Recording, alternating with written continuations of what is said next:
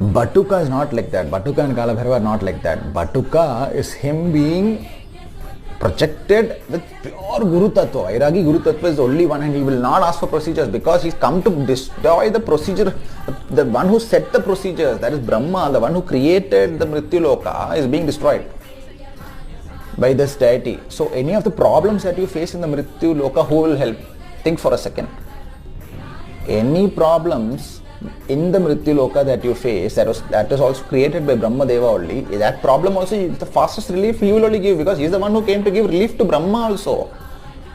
Please understand why Batuka is the most important form of Bhairava that you should pray to before even thinking of starting a sadhana of Kala Bhairava.